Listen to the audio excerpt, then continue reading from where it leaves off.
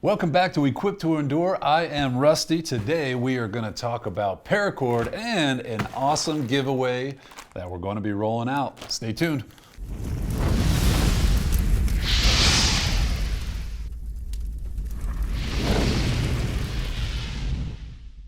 So as you probably already know, paracord is extremely popular amongst the preparation, military, survivalist, bushcraft, outdoors adventurer crew because you can do so much with it. Again, it's lightweight, so it's easy to throw in the pack. It's compact. You can do lashing with this. You can create shelter with this. You can create slings with this. You can gut it. You can use it as tubular webbing.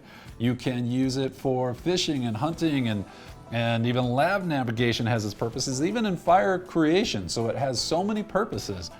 However, is there any difference between the quality in paracord that you see at the discount stores or that you order online? And the answer is absolutely. So real quick, we're gonna run through the difference in quality and then maybe some criteria that you can use to select the right paracord to throw in your pack and in your supplies. We know that you've already seen hundreds of videos about paracord, but if you can believe this, there's actually not a video out there that talks about choosing the right color or the right construction for your specific use case that you're picking out paracord for. So we're gonna try to bring you something a little bit new today and a little bit insightful, hopefully. So let's start out with a little bit of the history of paracord. So paracord came into being for World War II and was obviously used as parachute cord for our paratroopers and other purposes. And because of the versatility, the durability, the strength, and the lightweightness of paracord, it became a very popular staple amongst adventurers, amongst military guys, and it started growing in popularity amongst those communities. So what technically is paracord? Well, it is essentially nylon webbing that has inner strands of other nylon strings that are in there, nylon strands, and when these combine, it creates a very durable and strong and lightweight, that's key, rope and cordage that you can use for multiple purposes as we just discussed. Now, it is not all created equal. So let's look up close at a couple of the cheap options and how you can tell the good stuff from the bad stuff. And really the good stuff is what falls under the mil-spec categorization, right? There's type 3, type 4, type 1. It falls under this 5040C standardization, and it's tested to make sure that it meets military standards. And that's one reason that we're not going into the actual testing of different paracord brands against another one, because if it hits mil-spec standards, then we already know what we're getting with it because it's the standardization. So let's go ahead and take a look at this. Now, this is going to be some generic, cheap, knockoff stuff that you can get at a discount store. I won't name any specific names, but you can see that inside, well, first of all, that is fraying really bad on the outer sheath. And inside, it only has these 4 very loosely woven strands. That's an immediate indicator that this is not mil-spec. This is not something that you want to have to rely on in any sort of situation that you would need to rely on it in. This one is a little bit better as far as a generic paracord. You can see that it has those 7 inner strands, but this is not mil-spec. Therefore, again, this is useful for anything you want to be doing around the house or even little crafts or things outside if you don't really need to rely on it. But let me show you how you can spot authentic, genuine paracord in the mil-spec variety. Both of these meet mil-spec standards. This guy has those 7 inner strands, tightly woven, high quality, and you see this odd one here, kind of the tiger striped one. That is called a maker strand, and that is what, by standardization, needs to be put in by the manufacturer to identify the manufacturer in that military standard context. So that is an indicator that this is authentic, genuine stuff, made in America according to American standards. Now this is type 3 550 paracord. This is the standard. This is type 4 750 paracord, and this has 11 of those inner white nylon strands with that same maker strand in there, if you can get that. So that is one of the tip-offs that you're dealing with, a quality standard there. And again, you need to know the origin of it, who the maker is and all that. All right, so at the risk of sounding like we're trying to be a little bit cute, I'm gonna give you 4 C's, just like the 4 C's of diamonds, there are 4 C's of paracord that we're gonna go through. And again, this should just give you a quick little checklist when you're picking out paracord. So let's start with your case, meaning your use case. What is your actual situation you're gonna be in? Where do you live? Where are you trying to get to? Is this gonna be the woods? Is this gonna be the desert? Are you in a tropical environment? Think through that stuff. Are you in the far north, the great white north, where it's covered with snow? Think about your situation and what you're gonna be needing.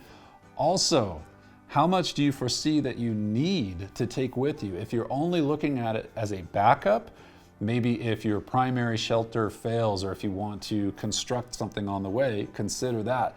Now, let me give you a little bit of a tidbit here. I'm gonna tell you what I carry. If I'm going out, and even if it's like my backup kit, like a 72-hour kit or bug out bag, whatever you wanna call it, I've kind of landed on a 50-foot hank of 750 paracord that I already have set up to run as a ridge line, but also I have 50 foot of length here because it's added strength by being 50 feet, or I'm sorry, by 750 pound weight.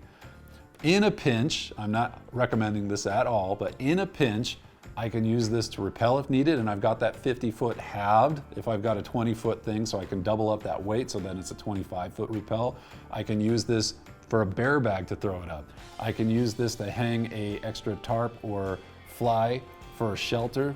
So I want to keep this one 50-foot hank instead of multiple different lengths, and I can tap it when I need it.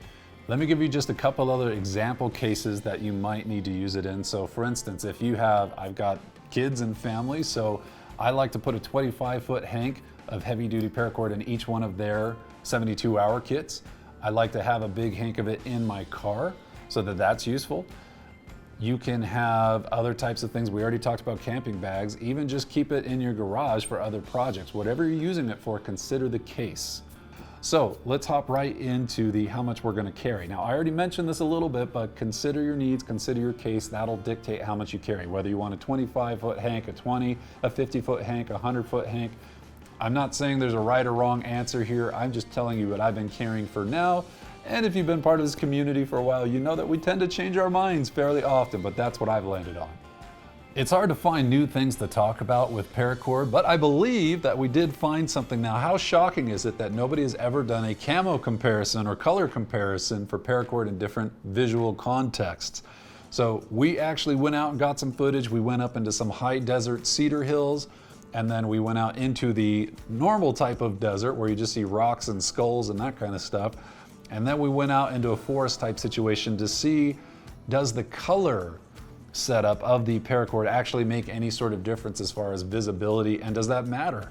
Now, preparing for this video, I actually had to put a good amount of thought into why would we even talk about color, because there's no other videos on it, so do people not want to know about it?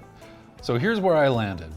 When we actually went out into high cedar hills and out into the desert and out into a forest environment and hung up these different colors, it started to make sense to me that, yeah, these do actually have a purpose beyond just what color do you want to wear on a paracord bracelet. By the way, you know, you saw these were kind of an indicator 10 years ago if you were into prepping or not, if you had one, so I just threw one on for nostalgia's sake. Now, based on the environment, the different colors do act as a pretty decent camouflage. As you can see from the B-roll that we're showing, we have this mixed camo, we have a forest camo, we have this Digi camo, which nobody ever liked the digital camo for the uniforms, but the paracord, it's actually pretty nice. We have the desert camo, and then the standard colors like Coyote and sand colored, and then you've got black and orange. Now you can see when you get into these unnatural colors out in any sort of natural environment, they really stand out. Now that may be what you want, again, based on your use case. If you want high-vis everything so you see it at your camp, great. Get some hunter orange or flame orange, whatever you want to call it, to string up around your camp. Or black, same thing. Now what I landed on is I do like kind of a hybrid. So this hank that I keep in my pack, I did some of this high-vis orange tinder cord that I use for prussics along that cord for when I hang a ridge line. And then on the end of it, I threw on with the fisherman's knot and then with the bow line on the end. That's my loop that I can use for a marlin spike when I'm hanging this up or wrapping it around a tree. But the reason I started doing this is I like having the blending in neutral tones when it's up And then I want the high vis on the anchor points, just so I can see them and not lose track of it entirely. That's what I like. Now again, if I'm going for a discrete type of look, if I don't want it to be visual, the paracord's probably the least of my concerns. Your shelter, your pack, all of that other stuff is going to be there, but this is at least part of it. Okay, how much should you have on hand? How much should you buy? That's a good question. Again, I highly recommend Tough Grid. I've had it for years now. I think I bought my first or got my first roll of that back in 2015. It's been great. Get some Tough Grid. And as far as how much you should have, as much as you can. Now, here's an example. I'm a big believer of trying to get people around me, neighbors, friends, family, as prepared as possible. One of the nice parts about paracord is it's pretty inexpensive. And we actually had some family friends that visited a while ago. The husband didn't really have anything, and when we started talking more about it, he had interest, but not really the know-how. And I put together a little kit for him there on the spot. I threw in a Mora knife. I got him, I think, a 50-foot hank of Tough Grid paracord there and set him up.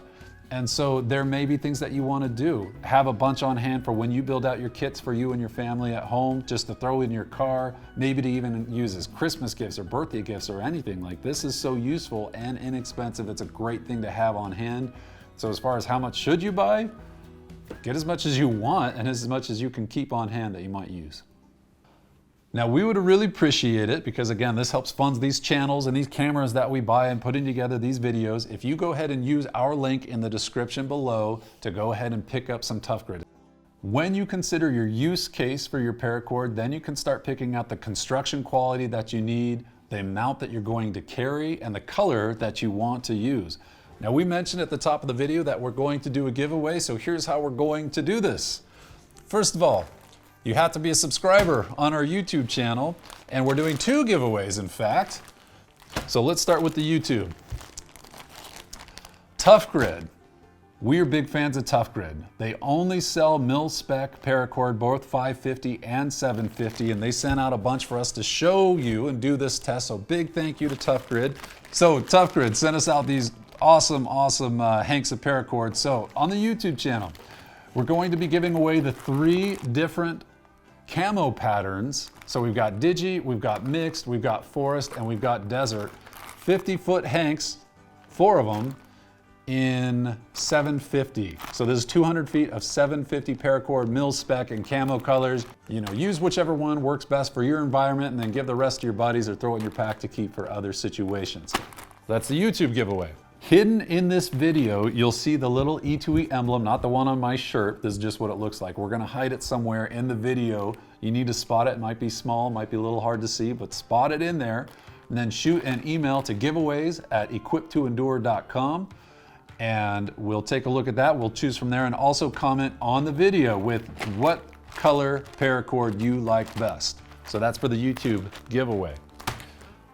Now, we've had a presence on Instagram, we've had a presence on Facebook and Twitter, and we're actually kind of fed up with some of the other ones. So we're gonna move most of our social posting. If you wanna keep up with us with, behind the scenes action, what we're doing, go head over to X or Twitter and follow us there. And for those of you over there, hop on the relevant post. When you go there, you're gonna see one for this video. Chime in with how much you love free speech. And that's why we're gonna be giving away 4